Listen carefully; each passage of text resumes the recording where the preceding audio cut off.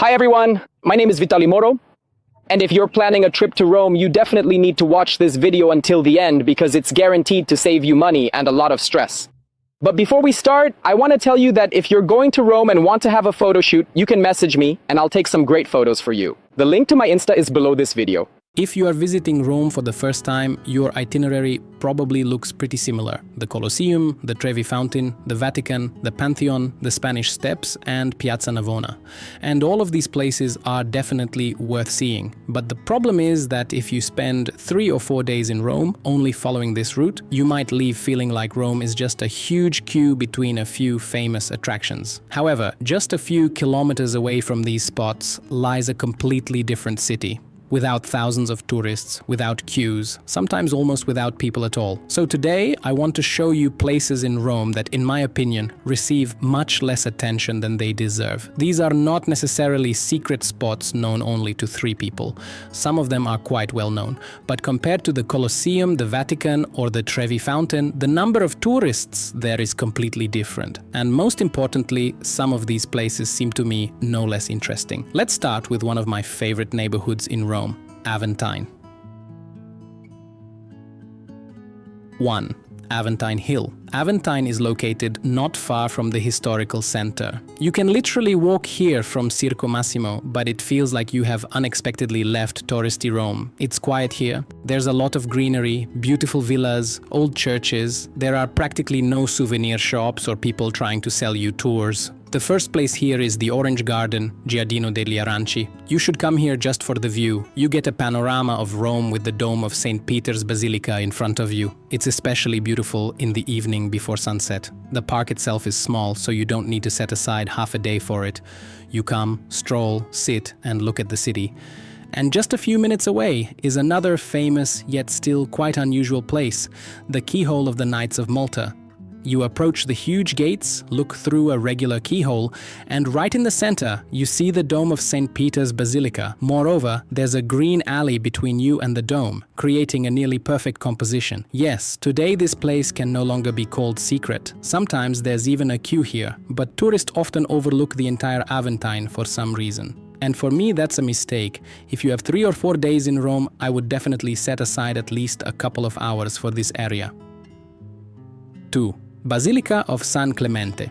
The next place is particularly interesting because it is located literally next to the Colosseum. A huge number of people pass nearby, not even realizing what is inside. This is the Basilica di San Clemente. From the outside, you see an old Roman church. Beautiful, but not so striking that a tourist would stop and say, I need to go inside right now. But all the magic begins underground, because San Clemente is essentially several epochs of Rome stacked one on top of the other. At the top is a medieval basilica, below it is an earlier church, and even deeper are structures from ancient Rome. So you literally descend through the history of the city, and this, in my opinion, is one of the best ways to feel how ancient Rome is. Because we tend to look at the Colosseum or the Forum as separate ancient structures. Here, you physically see how one city was built on top of another, modern Rome. Below it, medieval. Below that, ancient. And all of this is located in one building. If you like history, I would rank San Clemente much higher than some of the more hyped tourist spots. 3. Baths of Caracalla.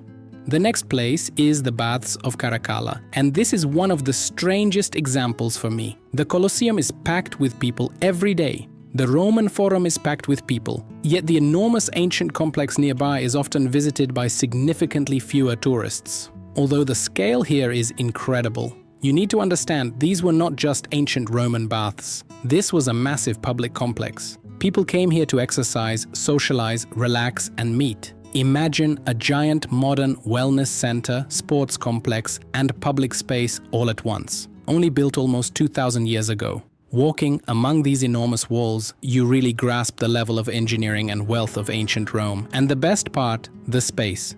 You're not walking in a stream of tourists. You can stop, look around, imagine the scale of the building. For me, this is a completely different experience than visiting some super popular places. So if you're interested in ancient Rome, but don't want to spend the whole day in a crowd, the Baths of Caracalla are an excellent option. 4. Appian Way. Now let's talk about a place where Rome starts to look completely different, via Appia Antica. I'm sorry for interrupting your viewing. I would really like to share some exciting news with all of you today. It is that just recently, my brand new application designed for automatic language learning was officially released to the public, covering English, Italian, French, and all sorts of other languages. The main point of this tool is that the process of learning each new word is directly tied to the simple act of unlocking your mobile phone. So every single time you go to unlock your phone, a specific vocabulary word pops up right there on the screen, and you are required to type in its correct translation before you can proceed. Even if you don't know the word, you can get a hint, but you still have to write that translation. Because you unlock your phone many times every single day over the course of a month, a lot of new words really stick with you. Maybe 20 for some people, 50 for others, or even 250 for some. And after just 1 month, you will notice how you have learned a significant number of words without spending any extra time on it at all. This app is called Parolino. You can find it on the Google Play Store or download it via the link provided under this video. Unfortunately, it's exclusively available on the Android system right now, so if you have an Android device, go ahead and download the application and enjoy using it. So let's get back to the video. Via Antica, the Appian Way, one of the most famous roads of ancient Rome. It's over 2,000 years old, and some sections still retain the ancient paving. But the main thing here is not even the road itself. The main thing is the atmosphere. You drive a few kilometers from the city center and suddenly find yourself surrounded by greenery, pines, fields, old walls, tombs, ruins, catacombs. Sometimes it feels like modern Rome is completely absent. I would especially recommend renting a bike because the Appian Way is quite long, and on foot you'll only see a small section. But on a bike you can spend several hours here and see much more. It's a great option for someone who has already seen the main attractions and wants a completely different day in Rome. Without shops, without crowds, without constantly passing tourist buses, just an ancient road and Roman nature around. Testaccio. 5. Janiculum Hill. The next place is Janiculum Hill. It's located above Trastevere, and most tourists stroll below. Restaurants, bars, small streets. But for some reason, not everyone climbs up. And that's a shame. Because Janiculum is one of the best panoramic points in the city. From here you can see a huge part of the historical center. Domes, bell towers, rooftops. And the most interesting thing is that this is not a classic tourist viewpoint where you have to buy a ticket and stand in line. You can just come, walk around, sit down. If you're already in Trastevere, I would actually plan your route like this. Stroll around the neighborhood and closer to the evening, head up to Janiculum. Yes, you'll have to walk a bit uphill, but the views are worth it. Personally, I prefer this sunset much more than trying to find a free spot among thousands of people near the Spanish Steps. 6. Basilica of St. Paul outside the walls. When a tourist says the main cathedral of Rome, the Vatican almost automatically comes to mind, and that makes sense. St. Peter's Basilica is truly incredible, but there are several other huge papal basilicas in Rome, and one of the most impressive is the Basilica di San Paolo fuori le mura, St. Paul outside the walls. It's not located in the most touristy center, and that's why many travelers don't make it here at all. But when you step inside, you wonder, why is this place talked about so little? The scale is enormous. Long rows of columns, a golden ceiling, mosaics, vast space. And it's usually much quieter than in the Vatican. You can actually stop, look at the architecture, not constantly move with a huge flow of people. And if you like religious architecture, I would definitely add this basilica to your itinerary, especially if you've already been to Rome once and seen the main places. Panorama. 7. Centrale Montemartini, now for a completely unusual place. Centrale Montemartini. This is a former power plant that now houses a museum of ancient art, and that already sounds quite strange. You walk inside. In front of you are huge industrial machines, turbines, metal, pipes, and among them stand ancient Roman sculptures, white marble statues against the backdrop of enormous black mechanisms. The contrast is incredible. I'm a photographer, so visually, this is one of the most interesting museum spaces in the city. But even if you're not interested in photography at all, the idea itself is unusual.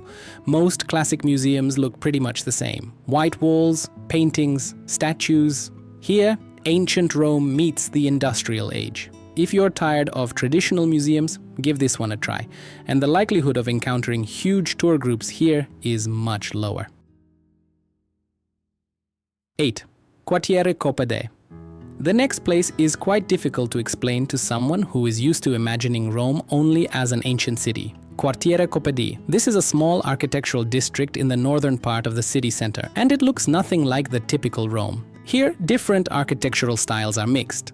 Art Nouveau, medieval motifs, Baroque, some almost fairy tale details, unusual facades, towers, arches, chandeliers right above the street. It seems like the architect just decided to gather everything he likes in one neighborhood. This is not a place for half a day, more like a stop for an hour. You arrive, stroll around, look at the buildings, take photos. But if you want to see a Rome that looks nothing like the Colosseum, Trevi Fountain and Pantheon, Coppedè is very interesting. Tapio 9. Garbatella. Rome is undoubtedly a beautiful city, and it's not just the architecture that's beautiful, but also the Italian culture and, of course, the Italian food. But unfortunately, in recent years, trying authentic Roman food in restaurants has become not so easy. Because of the large number of tourists coming to Rome, many restaurants have simply stopped putting in the effort, and more often you might visit and not get to taste truly authentic Roman cuisine in these establishments. So it's quite difficult for an average tourist to find a good restaurant, like the ones I and other locals of this city go to. That's why I made the decision to help you out today and created a map of restaurants for you that I personally visit and enjoy myself. It also includes cafes, bars, great photo locations, and many more things. And I want to emphasize, there's no advertising there. These are truly restaurants and other places that I personally visit myself. I've put all these maps on one website and linked it in the description below this video. Now, back to the video. Garbatella. And another neighborhood I would recommend to those who want to see at least a bit of ordinary Rome. Garbatella. This is no longer a tourist decoration. This is a residential area, and that's what makes it interesting. The architecture here is completely different. Courtyards, staircases, gardens, small buildings, local bars, people going about their everyday lives.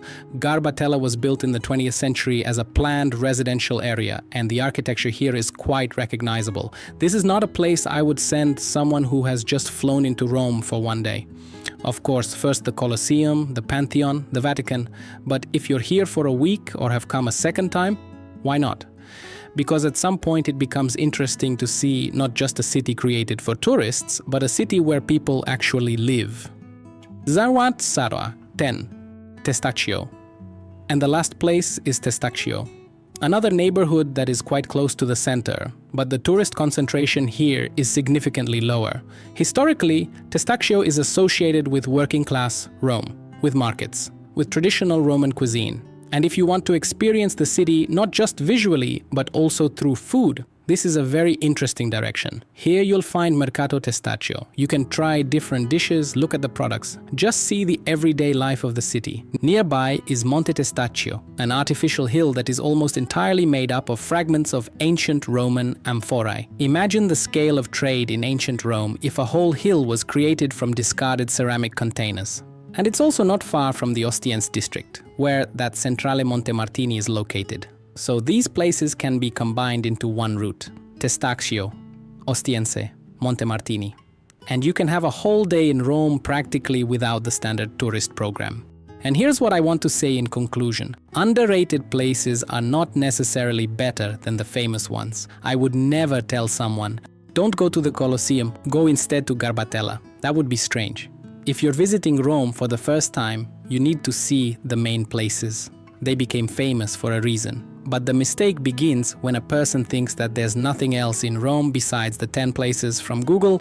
In reality, this city is enormous, and the most interesting experiences begin precisely when you stop constantly looking at the list of attractions. If you have 3 days, you might have to leave most of the places from this video for next time. If you have 5 days, I would definitely add Aventine, Janiculum, or the Baths of Caracalla. If you have a week, you can go to the Appian Way, explore Testaccio, Garbatella, and Coppedè. And if you're visiting Rome for the second time, I would significantly reduce the number of classic attractions and just start exploring the neighborhoods. Because Rome is not just the Colosseum, not just the Vatican, not just the Trevi Fountain, and sometimes a place you expect nothing from becomes the main memory of the entire trip. Write in the comments about any underrated place in Rome that you know. And if you've already been here, I'd love to hear which place you liked even more than the famous attractions.